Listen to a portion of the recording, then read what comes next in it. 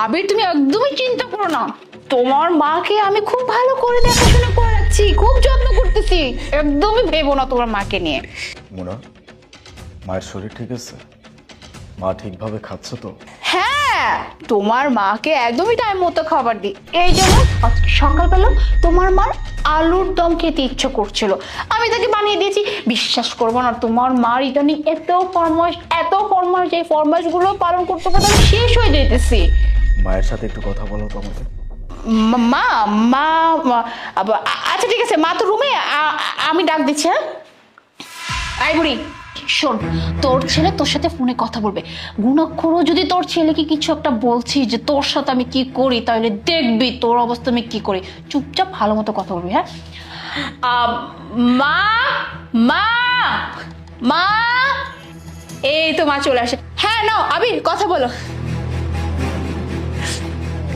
Hello বাবা, মা, আমি ভালো আছি বাবা, এমনি শরীরটা একটু খারাপ। আচ্ছা ঠিক আছে মা, সমস্যা নেই, তুমি রেস্ট করো। আচ্ছা বাবা।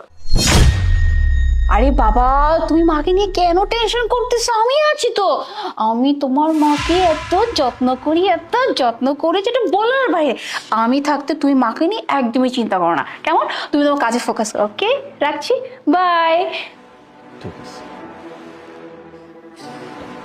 এই শোন, তোর ছেলেকে যদি জীবনে কোনো দিন এইটা বলতে দেখছি যে আমি তোর সাথে কি কি করি, বা আমার বয়ফ্রেন্ড এই বাড়িতে আসে, থাকে, খায়, সবকিছু করে, তাইলে তোর জান একদম আমি কেড়ে নিব তোর এই জান থেকে। আচ্ছা বেবি, আর কতক্ষণ এই বুড়ির পিছনে সময় দেবে বলো তো? আমি আসছি কোয়ালিটি টাইম স্পেন্ড করার জন্য, চলো না আমরা রুমে যাই। ঠিকই বলছো। অলরেডি বুড়িটার পিছনে টাইম দিতে দিতে না আমার মুডটাই কেন যে নষ্ট হয়ে গেছে। যাই হোক, আমি আমার মুডটা বেশি নষ্ট করতে চাই না, যেহেতু তুমি আসছো। সো রুমে চলো, কি বলো? ওই চুপচাপ রান্নাঘরে যাবি। হ্যাঁ, রান্নাঘরে অনেকগুলো থালা বাসন পড়া আছে, ওগুলো ভালো করে পরিষ্কার করবি। চলো।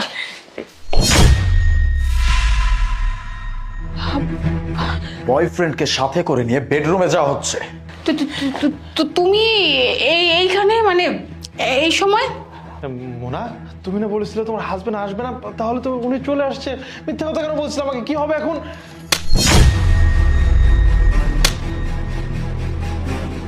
বাবা শোনো না, মানে তুমি তুমি হয়তো ভুল ভাবতেছো এখানে এগুলো দেখে। তুমি যেমনটা ভাবতে এমন কিছু নেই। যে ও হচ্ছে আমার চাচাতো ভাই, গ্রাম থেকে আসছে, অনেকদিন পর ঢাকা আসছে, তো তাই আমি আজকে ওকে বাসায় নিয়ে আসছি, আর কিছুই না।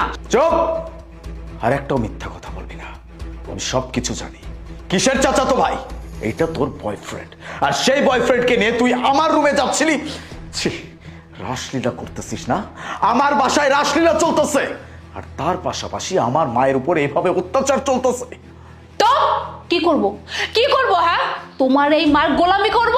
তোমাকে বিয়ে করছি কি তোমার এই মার গোলামি করার জন্য, সেবা যত্ন করার জন্য? হ্যাঁ, এই বুড়িটা আমার জীবনটা একদম তেজপাতা বানাই ফেলছে। এইটা লাগবে, সেটা লাগবে, আমার এটা খাইতে মন চায়, ওইটা খাইতে মন চায়, আমাকে ওষুধ দাও, আমাকে ওই ওষুধ দাও।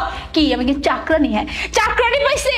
আমি কি এই বাড়িতে বিয়ে করেছি চাকরানি হওয়ার জন্য? আমার কি নিজের কোনো জীবন নাই, নিজের কোনো সকাল বলে কিছু নাই? আরে যে তোমাকে আমি কি বলবো? নিজে তো খুব সুন্দর ট্রেনিং এর নাম করে করে করে করে মাসের পর মাস ঢাকার বাইরে থাকা হয়। বাসায় যে একটা বউ আছে, নিজে যে বিয়ে করছে, এটা কোনদিন মাথায় আসছে? হ্যাঁ, যে বউটা আমার কেমন আছে, কি করে না করে, ভালো লাগে খারাপ লাগে, এগুলো তো চিন্তা নাই।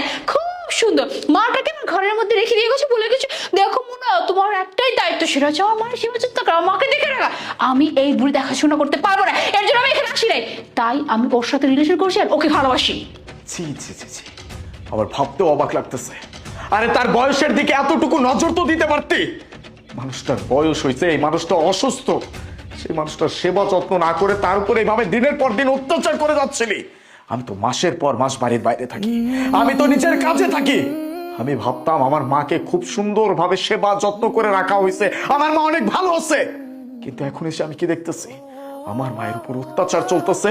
আমার মাকে দিয়ে তুই তোর নিজের পা টেপাচ্ছিস। আমার মায়ের উপর যে কি চলে সেটা আমি এখন খুব ভালো করে বুঝতে পারতেছি। আর আমার পিঠ পিছে তুই তোর নাকরের সাথে আমারই বাড়িতে আমার বেডরুমে গিয়ে রাসলীলা চালাচ্ছিস। না, এই সব কিছু আমি সহ্য করবো না। ওকে আমি কি বলবো? হ্যাঁ, ও তো বাইরের মানুষ, ওকে তো আমি চিনিও না। তুই যদি ওকে সুযোগ না দিতি, তাহলে আমাদের মাঝখানে এই মানুষটা কোনোদিন আসতে পারতো না। আমি ওকে দোষ দিব না, সব দোষ তোর। তুই আমার সাথে অনেক বড় প্রতারণা করছিস, আমার মায়ের উপর অত্যাচার করছিস, তোর কোনো ক্ষমা নেই। আমি তোর সাথে সংসার করব না, আমি তোকে ডিভোর্স দিব। এমনকি তোর কি ব্যবস্থা করতে হয় সেটাও আমি খুব ভালো করে জানি। থানায় নিয়ে তোর এমন শাস্তির ব্যবস্থা আমি করব, আজ জীবন মনে রাখবি তুই। না না না, শোনো, তুমি আমাকে ডিভোর্স দিও না। তুমি ডিভোর্স দিলে আমি কোথায় যাব? আর আমার ফ্যামিলি, আমার মা বাবা, এদের মান সম্মান কোথায় যাবে? না না প্লিজ, তুমি এমনটা করো না। হ্যাঁ, আমি মানছি যে আমি একটা ভুল করে ফেলছি, আমি একটা অ্যাফেয়ার করে ফেলছি, আমি ওকে ছেড়ে দিব, আমি সব কিছু বলে যাব, নিজেকে একদম শুধরে ফেলবো। তুমি আমাকে প্লিজ ডিভোর্স দিও না, আর আমাকে প্লিজ এই সব কিছুর জন্য আমাকে মাফ করে দাও। মাফ? কিসের মাফ? হ্যাঁ, তুই যদি কোনো ভুল করতে আমি তোকে মাফ করে দিতাম।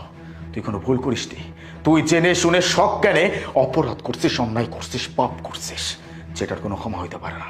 আমি তো তোকে ক্ষমা করব না। আর তুই ভাবিস না যে আমি তোকে ছেড়ে দিব।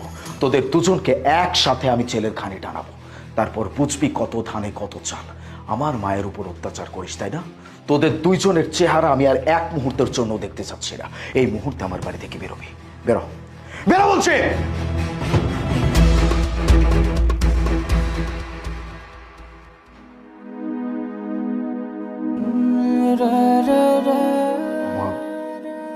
সরি মা, আমার জন্য তোমার জীবনটা এরকম হয়ে গেছে। আমি এমন একটা মানুষকে ভালোবেসে